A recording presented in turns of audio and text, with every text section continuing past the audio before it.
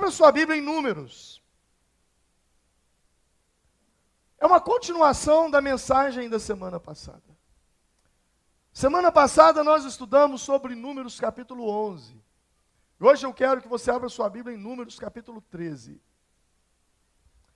Números capítulo de número 13.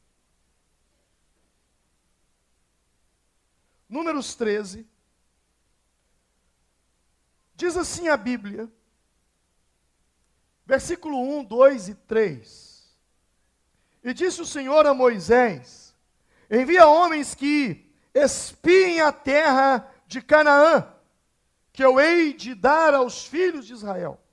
De cada tribo de seus pais enviarás um homem, sendo cada qual príncipe entre eles. Moisés, pois, enviou-os do deserto de Parã, segundo a ordem do Senhor. Eram todos eles homens principais dentre os filhos de Israel. Versículo de número 25 a seguir. Ao fim de 40 dias, voltaram de espiar a terra. E chegando, apresentaram-se a Moisés e a Arão e a toda a congregação dos filhos de Israel no deserto de Parã de Quedes. E deram-lhes notícia, e a eles e a toda a congregação, e mostraram-lhes o fruto da terra. E dando conta a Moisés, disseram: fomos à terra a que nos enviastes. Ela é em verdade mana, leite e mel, e este é o seu fruto. Contudo, o povo que habita nessa terra é poderoso, e as cidades são fortificadas e muito grandes. Vimos também ali os filhos de Enaque. Os amalequitas habitam na terra do Neguebe. Os heteus, os jebuseus, os amorreus habitam nas montanhas. E os cananeus habitam junto ao mar e ao longo do rio Jordão. Então Calebe, fazendo calar o povo perante Moisés, disse: subamos animosamente e apoderemo-nos dela, porque bem poderemos prevalecer contra ela.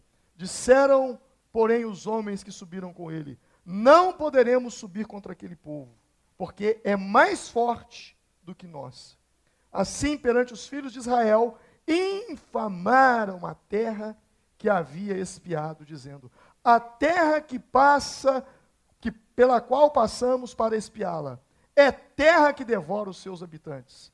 E todo o povo que vimos nela são homens de grande estatura. Vimos também ali os nefilins, isto é, os filhos de Anak, que são descendentes de nefilins. Éramos aos nossos olhos como gafanhotos, e assim também éramos aos seus olhos. Amém. Paizinho Santo, eu quero te agradecer pela leitura dessa palavra, e quero pedir a bênção do Senhor, ó Deus, sobre essa mensagem que será pregada agora. Que essa mensagem seja combustível espiritual para a nossa vida, seja alimento para o nosso espírito. Que nós possamos sair daqui como quem sai de um restaurante, quem sai de um almoço no domingo e que comeu fartamente e comeu bem. Mas nos ensina também, ó Deus, a distribuirmos aquilo que vamos receber aqui hoje. Porque lá fora há falta de pão. Lá fora há escassez de palavra. Lá fora há pessoas oprimidas e deprimidas que só escutam notícias más e que já não têm mais esperança e estão a ponto de se desesperarem, dando cabo em suas próprias vidas. Ajuda-nos a compartilhar aquilo que temos recebido aqui no teu altar, o pão do Senhor compartilhado com aqueles que estão lá fora carentes. É o que eu te peço, em nome do Senhor Jesus. Amém. Graças a Deus. Amém. Só lembrando aqui de um detalhe do churrasco de ontem. O churrasco estava maravilhoso, porque a equipe que fez o churrasco ontem, eu não sei, eu acho que eles oraram a noite inteira, porque há anos que eu não como um churrasco tão gostoso como o de ontem. Pastor, por que você lembrou disso? Porque eu lembrei aqui da terra de Canaã, que mana leite e mel. Falei, estava igual o churrasco de ontem, uma bênção. Domingo passado nós falamos sobre os comedores de cebola. E quem eram os comedores de cebola? Você se lembra? Não se lembra. Os murmuradores. Aqueles que murmuravam. Eu li vários textos nos quais aquele povo só sabia fazer uma coisa: reclamar, reclamar, reclamar, reclamar. eu li sobre vários textos e foi uma mensagem muito interessante. Aquilo aconteceu no capítulo 11. Logo no capítulo 12 há mais reclamação, Miriam e a coisa complica. Agora no capítulo 13, Moisés já não aguentava mais, tanta reclamação. E Deus dá uma palavra para Moisés. E Moisés diz assim, eu vou escolher 12 homens, porque eram 12 tribos. Vou escolher 12 homens, príncipes, que serão representantes de cada tribo. E esses homens vão adiante, eles vão espiar a terra, eles vão espionar a terra, eles vão fazer um levantamento de tudo que tem nessa terra. E esses homens assim partiram, 12 homens, eles partiram com um destino, com uma missão, vasculhar a terra, pesquisar a terra e trazer um relatório. E eles foram, e eles olharam a terra, e eles voltaram, e eles falaram, olha, a terra é muito boa, realmente lá mana leite e mel, lá é uma terra muito boa. Nós gastamos 2 homens para carregar um cacho de uva. Irmão, você imagina? Imagina, Totonho, 2 homens para carregar um cacho de uva. Eu imagino que cada uva era quase do tamanho de uma melancia. Ou um melão. Era muito grande essas uvas. 2 homens para carregar um cacho, havia muita comida ali. Para quem estava reclamando, porque eles estavam reclamando de quê? Lembra no domingo passado de que eles estavam reclamando? Pepino, cebola e sei lá mais o que do Egito. Eles estavam reclamando disso. E Deus falou, eu vou mandar carne. Vocês vão comer tanta carne que vai sair pelo nariz. Lembra? Nós lemos isso. E agora Moisés manda eles irem espiar a terra. E eles voltam. Eles trazem um relatório. Olha, a terra é muito boa. Mas lá tem desafios.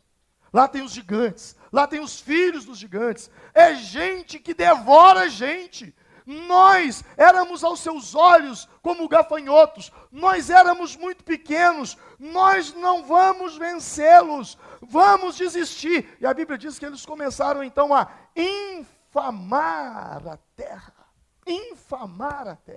ou seja, colocar defeito. Mas espere aí, nós lemos domingo passado que eles eram reclamadores.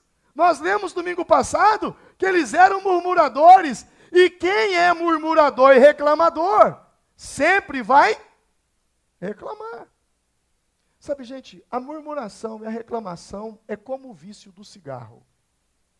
A pessoa que realmente é viciada em reclamar, qualquer ocasião é uma ocasião para reclamar. Se chove, reclama. Se faz sol, reclama.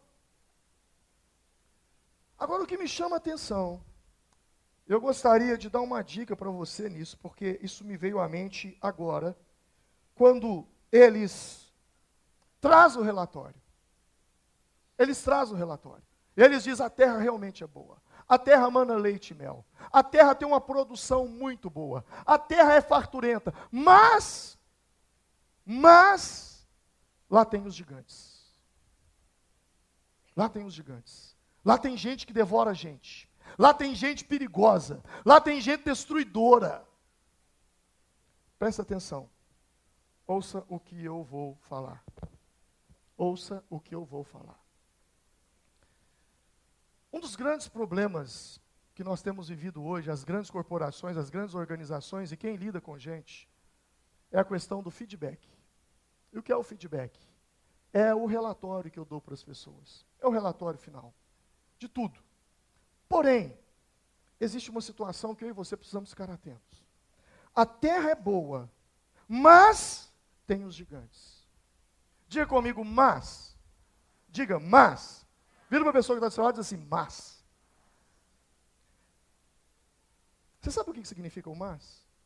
Numa frase? O mas, ele funciona como uma borracha. Você faz um elogio, e quando você fala o mas, você apagou tudo. A terra é muito boa, mas tem gigantes lá dentro. Você é uma pessoa, pastor, sabe, o senhor prega muito bem, mas o senhor demora demais.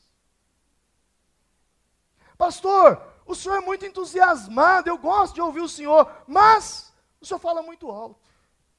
O que eu vou lembrar? Do demora demais e do fala muito alto. Então, quando você for chamar a atenção de alguém, escuta isso. Pai, mãe, quando você for chamar a atenção de um filho, você fala, meu filho, você é muito bom, meu filho. Sabe, mamãe gosta muito de você, mas você é desobediente demais. Deixa eu te ensinar uma coisa. Pegue a parte negativa. O mas, ele funciona como uma borracha. Então, pegue a parte negativa e coloque ela primeiro.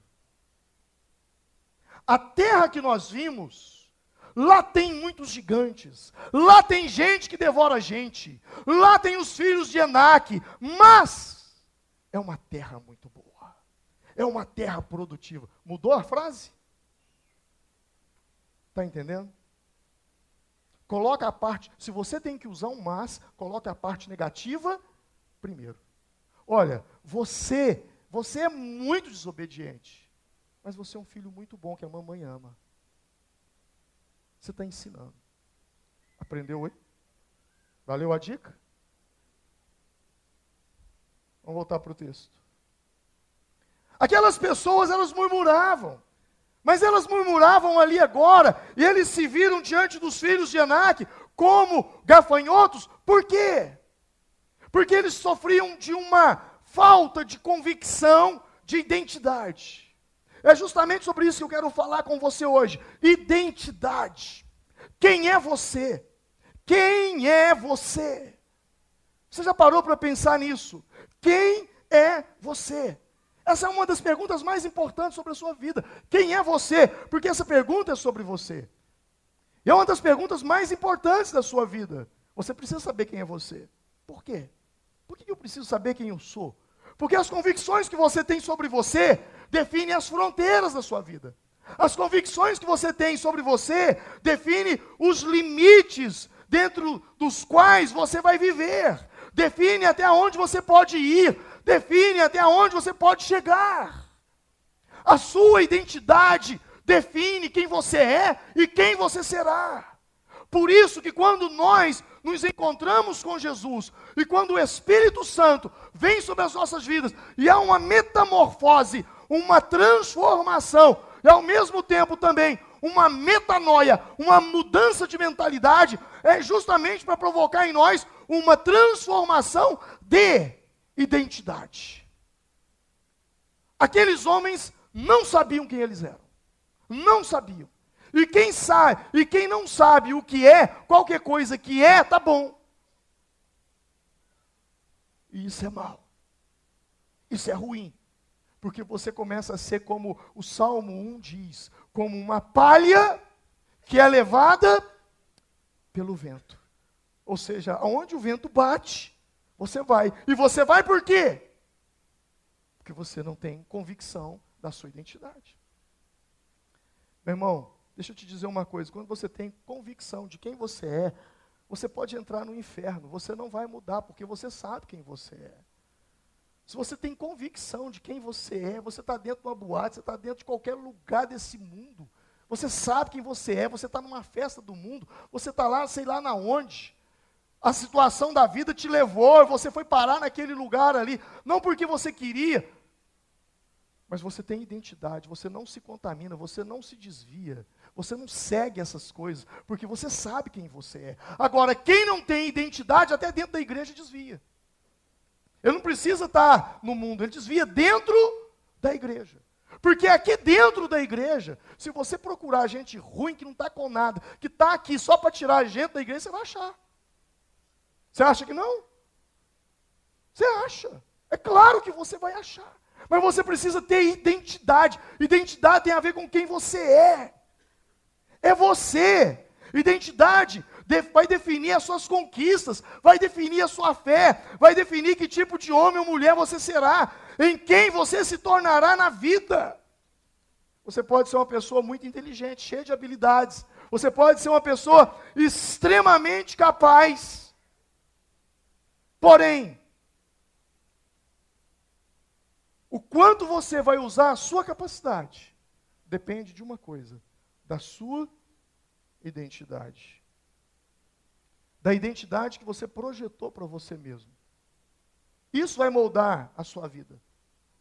Aqueles homens, eles não tinham identidade. Eles eram príncipes. Não era gente qualquer, não. Mas quando eles viram os gigantes, eles se viram como insetos, como gafanhotos. Identidade tem a ver, e muito a ver, com a imagem que você tem de você mesmo. Identidade tem a ver com a imagem que você tem de você mesmo. Você nunca será na vida além daquilo que você pensa que você é. Nunca! Por isso a sua identidade é extremamente importante. Você manter a sua convicção. Eu sou um homem lavado e remido pelo sangue do Cordeiro Jesus Cristo. Eu sou uma pessoa transformada por Deus. Eu sei quem eu sou. Eu sei quem eu sou. Você precisa ter isso na sua mente. Aqueles homens, como eu disse, eles não eram qualquer homens. Eles eram a elite de Israel. Eles foram escolhidos a dedo. Eles eram os 12 príncipes, 12 líderes de tribo, pessoas especiais.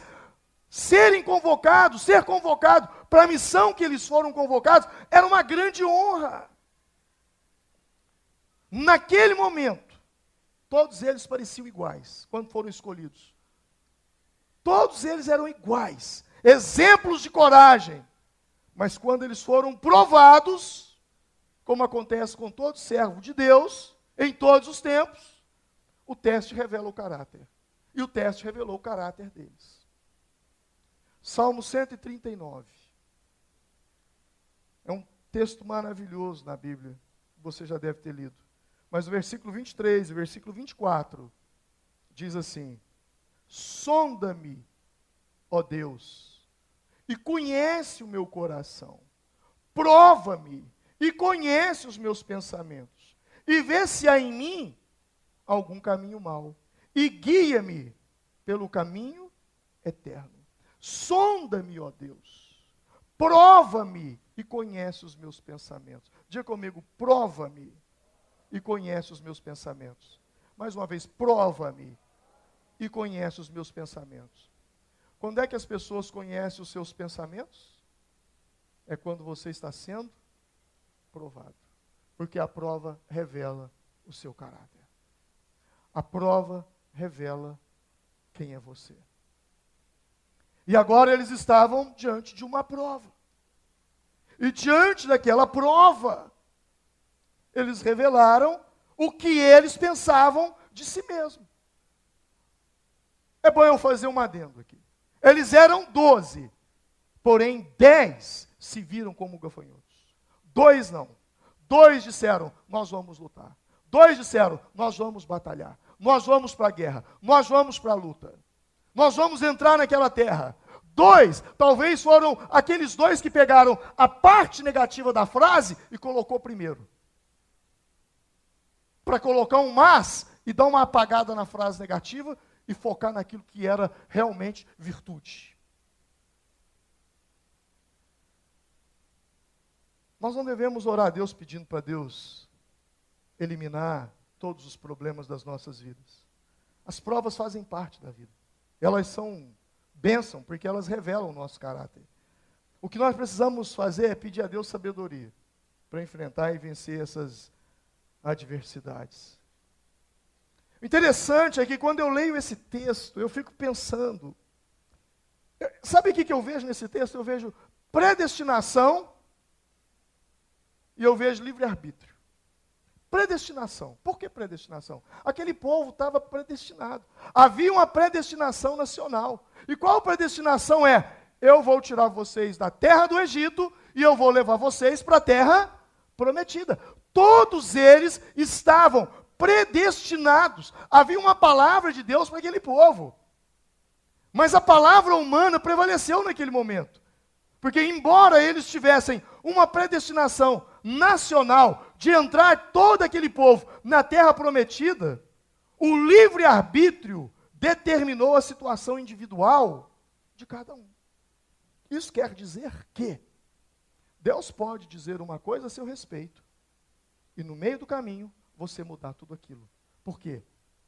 Porque Deus respeita o seu livre-arbítrio. Deus tirou 600 mil homens, sem contar mulheres e crianças, e Deus predestinou aquele povo a sair do Egito e entrar na terra prometida. Mas eles não entraram, com exceção de Josué e Caleb. Por quê? Porque no meio dessa predestinação existiu o livre-arbítrio. Se eu levar isso para a salvação, posso falar da mesma forma.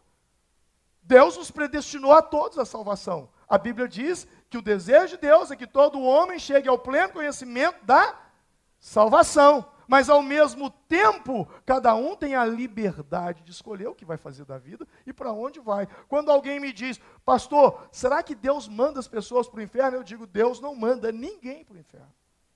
Deus não manda. Aliás, manda.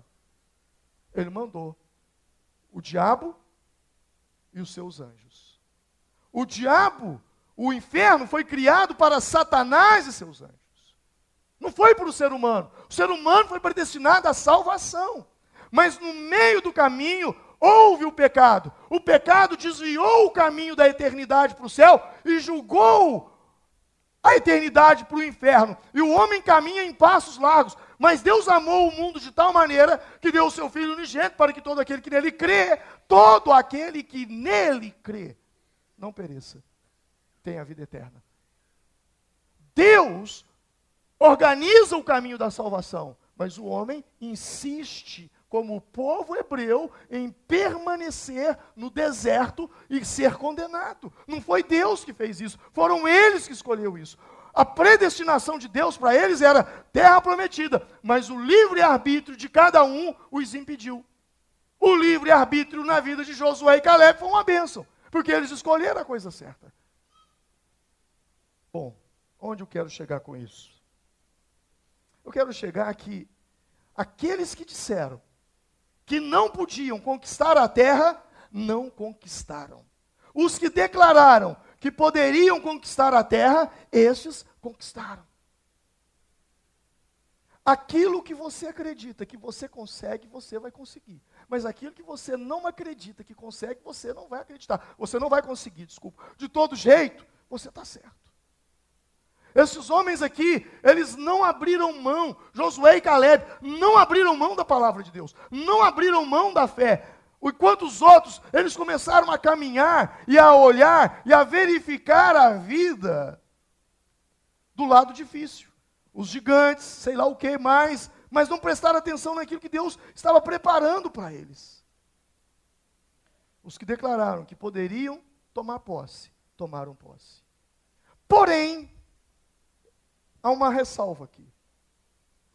Nós falamos muito de maldição hereditária. E falamos da palavra de pai sobre filho tem poder.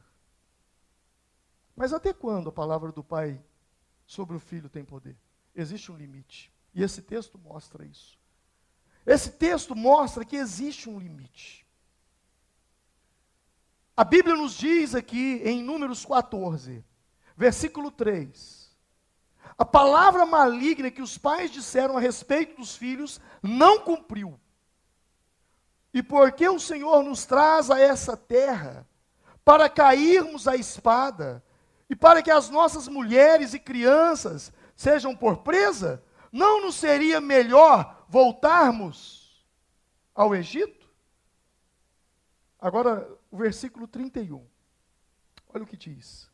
Mas os vossos filhos, de que dizeis, por presa serão, porém nela, e eles conhecerão a terra que vocês desprezaram.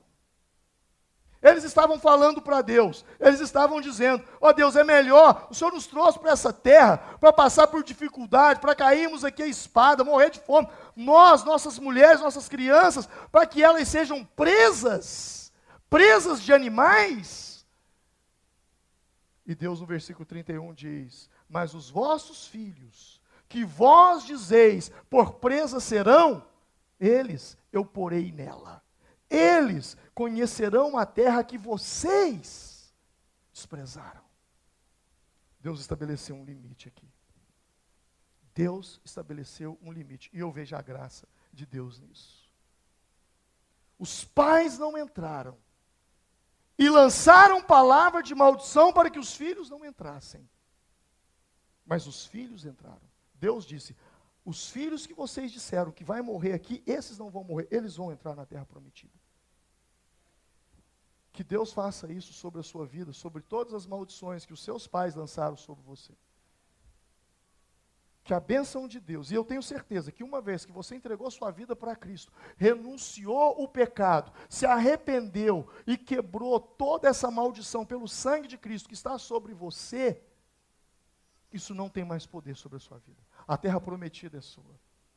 Você precisa crer nisso. Mas se você não tem identidade, você vai viver debaixo de maldição, sim. Pastor, eu sou crente há trocentos anos. Será que pode ter alguma maldição familiar em cima de mim? Eu fiz um encontro com Deus, recebi oração, fui batizado. Pode haver, pastor? Depende. Mas depende de quê? Da sua identidade. Se você crê que você é nova criatura, que as coisas velhas já passaram, e eis que tudo se fez novo, que o sangue de Jesus Cristo te comprou, não foi mediante coisas corruptíveis, como diz o apóstolo Pedro, como prata e ouro que fosse comprado, mas mediante o sacrifício da cruz. Se você crê de fato, e você assume essa identidade, eu sou uma nova criatura, eu sou um novo homem, uma nova mulher, gerado segundo o poder de Deus, e sou o templo do Espírito Santo, e as bênçãos de Deus habitam em mim, meu irmão, não existe maldição sobre a sua vida. Mas se você até hoje, ainda continua se enxergando como gafanhoto, aí existe trocentas maldições. Não é só as que você recebeu lá dos seus pais, não. É que você também vem juntando no meio do caminho. Quem está entendendo, diga amém. A sua identidade diz tudo sobre você. É quem você é. Eles eram príncipes. Versículo 33, eles se viram como gafanhotos. O problema não estava nos gigantes, o problema estava neles.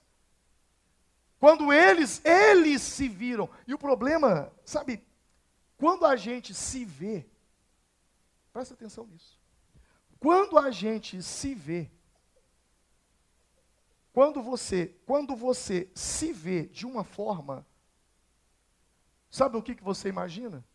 É que todo mundo também te vê daquela forma, porque o texto diz isso. Éramos aos nossos próprios olhos como gafanhotos, e éramos também aos olhos deles.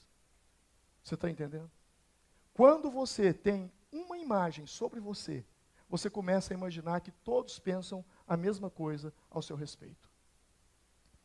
Quando Caim matou Abel, e ele saiu errante, Deus colocou nele uma marca, e ele disse para Deus, Deus, todos os que se encontrarem comigo vão querer me matar. Todos que se encontrarem comigo vão querer me matar. O único homicida que havia na face da terra era ele. Ninguém tinha matado ninguém ainda. Só ele que havia matado Abel. O primeiro homicídio que existiu na terra foi Caim. Mas porque ele era homicida, e ele se via como homicida, ele pensava que todo mundo pensava que ele era homicida. Ou seja, aquilo que eu me vejo, eu penso que as pessoas também são. Eu julgo as pessoas com base no meu caráter, naquilo que eu sou. Porque isso tem a ver com identidade. Isso tem a ver com identidade. Eles se viram como insetos, porque eles já eram fruto de murmuração. Eles se viram como insetos porque não acreditaram na palavra de Deus. Eles preferiram acreditar naquilo que os olhos viam. E o que os olhos viam? Gigantes. Mas os olhos viam também a terra próspera, os olhos viam também a uva grande, os olhos viam também uma terra que manava leite e mel. mas eles preferiram ver os gigantes. Isso me ensina uma coisa, que a gente não vê com os olhos. Você não vê com os olhos, você vê com o cérebro. Os seus olhos são como câmeras que o seu cérebro busca. Porque, a bem da verdade, você pode estar vendo um monte de coisa aqui agora, mas você está escolhendo o que você quer ver. Você está entendendo? Quando eles chegaram naquela terra, eles viram a terra prometida, mas eles escolheram ver os gigantes. Isso quer dizer que, em tudo na vida, você tem o direito de escolher o que é bom e o que é ruim, o que você quer ver. Você enxerga o que quer. Como dizia minha mãe, o que você busca, você acha. Você está entendendo? Se você quiser sair daqui hoje e falar assim, olha, esse culto de hoje foi muito ruim. E é muito possível que você ache um monte de coisa para fazer disso ruim. Mas se você quiser sair daqui e falar, esse culto hoje foi uma bênção, você também tem um monte de motivo. Então é aquilo que você quer ver. É isso que faz com que casamentos se desfaçam. É quando você começa a enxergar o defeito e não as virtudes. Você escolhe o que você quer enxergar. Eles tinham o cacho de uva grande e eles tinham um gigante. Eles preferiram escolher, ou melhor, desculpa, eles escolheram enxergar os gigantes. É isso que eles preferiram ver. É isso. E o problema foi que, ao escolher ouvir isso, eles infamaram a terra. Eles colocaram defeito. E por causa de 10 homens, 600 mil homens sofreram. Por causa de 10, 600 mil sofreram. Isso também me ensina uma coisa. 10 falavam que a terra era ruim. 2 falavam que a terra era boa. Quem venceu? Quem venceu? Os 10. Quem estava certo? Os 2. Isso quer dizer que nem sempre a maioria está com a razão. A maioria sempre vence. Sempre a maioria vence. Mas nem sempre a maioria tem a razão. Nem sempre. A maioria nem sempre está certa. E o que foi que aconteceu? Foi que o povo foi influenciado por aqueles 10 líderes. O povo foi influenciado por eles. E a minha pergunta é, quem é que está te influenciando? A quem você tem ouvido? Em quem você se inspira? Quem? Quem? Quem você está ouvindo? Quem é que está no seu ouvido? Quem? Quem? Quem é que está direcionando a sua vida? Quem? Os 10 espias ou os 2, Josué e Caleb? Quem? A quem você tem ouvido? A quem? A Bíblia diz em Números 14, versículo 37, que naquele mesmo dia, aqueles 10 homens morreram. Os 10 morreram. Naquele mesmo dia. Aqueles homens morreram. Mas não foi o suficiente. Eles fizeram Israel andar 38 anos no deserto. 38. Eu digo 38 porque eles já tinham andado 2. Foram 40 anos. 38 anos. Perdidos. Sem direção. Sem rumo. Até que toda aquela geração de homens que saíram do Egito viesse a morrer. Menos Josué e Caleb. Eu quero terminar te dizendo o seguinte. A sua identidade determina quem é você. E a sua identidade tem tudo a ver com aquilo que você pensa sobre você. Eles eram príncipes, escolhidos a dedo, para representar 600 mil homens. Mas naquele momento, a imagem interna que eles tinham deles mesmos não era de príncipes, era de gafanhotos.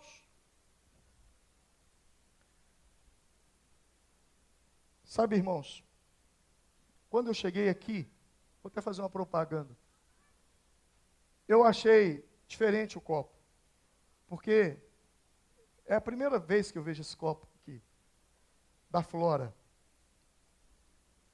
Da Flora. Mas o que sempre tem aqui é natureza. Me chamou a atenção. Natureza. Não sei porquê. Talvez porque seja, não sei porquê. Mas o que me chamou a atenção? Para mim, a única coisa que mudou, sabe o que foi? O rótulo. Porque o copo é o mesmo, e a água, até agora, eu não notei diferença nenhuma. Mas o rótulo fez toda a diferença. A autoimagem, aquilo que você pensa sobre você, é o rótulo que você prega em você. E aquilo que as pessoas também falam sobre você, e você acredita, é o rótulo que eles pregam em você. Assim como está escrito aqui, o rótulo dessa água, você também tem um rótulo aí. Você está aceitando o rótulo que as pessoas estão colocando sobre você? Você está se deixando levar por isso? Você está acreditando nisso? Por isso eu te pergunto, a quem você tem ouvido? Quem tem te instruído? Em quem você se inspira? Porque isso é um fator determinante para a sua vida. Isso vai direcionar a sua vida. Se você acreditar no rótulo que as pessoas pregam em você. Jesus, eles tentaram pregar um monte de rótulo em Jesus. Um monte de rótulo. Nazareno, filho do carpinteiro, comilão, beberrão. Todos esses rótulos, eles tentaram pregar em Jesus. Todos esses. Mas Jesus só aceitou somente um. E o tempo todo ele se comportou de acordo com a sua identidade. E qual era a sua identidade? Este é o meu filho amado, em quem me comprazo. Preste atenção nisso. Quando Jesus foi batizado, Deus disse, este é o meu filho amado. Ok? Amém? E quando Jesus vai para o deserto, ser tentado pelo diabo, qual foi a primeira tentação de Satanás? Você se lembra? Se tu és o filho de Deus. Deus tinha acabado de dizer, você é o meu filho. O diabo já estava tentando colocar outro rótulo. Tentando Jesus fazer com que ele duvidasse da sua verdadeira identidade. O tempo todo, o mundo vai tentar colocar dúvidas de quem você é. O tempo todo, e o tempo todo, eles vão tentar pregar um rótulo em você, e vai que cola. Porque se colar, é porque você nunca teve convicção de quem você é. E porque você nunca teve convicção de quem você é, você vai se ver como aquele povo se viu, como gafanhoto. Como gafanhoto. Simplesmente como gafanhoto. A Bíblia diz que nós somos como árvores. Jesus disse, a árvore é conhecida pelo fruto. Você é uma árvore. E as suas ações são frutos dos seus pensamentos. Ou seja, tenha pensamento bom e o fruto em sua vida será bom. Tenha pensamento mau e o fruto em sua vida será mau. O que eu quero dizer é que o seu fruto é o seu rótulo. A árvore que você é a sua identidade. Você precisa ter isso com muita convicção. Com muita convicção. 2 Coríntios 5, 16, 17. Assim, daqui por diante, a ninguém conhecemos segundo a carne. E já que também tenhamos conhecido Cristo segundo a carne, contudo agora já não o conhecemos deste modo. Assim que, se alguém está em Cristo, nova criatura é. As coisas velhas já passaram, e eis que tudo se fez novo. O seu problema não é aquilo que você pensa ser seu problema. O seu problema é o seu sistema de crença. Seu problema é aquilo que você resolveu acreditar. Você tem uma identidade. Sabe qual é a sua identidade? A sua identidade é de filho e filha de Deus. Porque todos quantos o receberam, deu-lhes o poder de serem feitos filhos de Deus. O que o diabo mais detesta na sua vida é que você é filho, filha de Deus. O diabo, quando ele usa a mídia para nos criticar, eles dizem: evangélicos reúnem milhares de pessoas, os crentes reuniram milhões de pessoas, protestantes reuniram milhares de pessoas, mas eles não conseguem dizer: os filhos de Deus se reuniram. Eles não conseguem dizer. Os filhos de Deus se reuniram em milhares. Eles não conseguem dizer. Por quê? Porque quando você assume a identidade de filho, Jesus disse: vós sendo maus, sabei dar boas dádivas aos vossos filhos. Quanto mais o Pai Celestial dará o Espírito Santo àqueles que lhe pedirem. Quando você assume a identidade de filho, você é herdeiro. Você tem direito à herança. Você entende isso? Eu quero te convidar a assumir essa identidade hoje. Eu não sei o que você está passando. Eu não sei o que você está enfrentando. Mas uma coisa eu sei: você não pode aceitar rótulos sobre você. E também sei que você precisa ter convicção da sua identidade. Porque senão, você vai se ver como gafanhoto. E gafanhoto faz o quê? Vai viver o tempo todo fugindo e escondendo. Vamos nos colocar em pé nesse momento.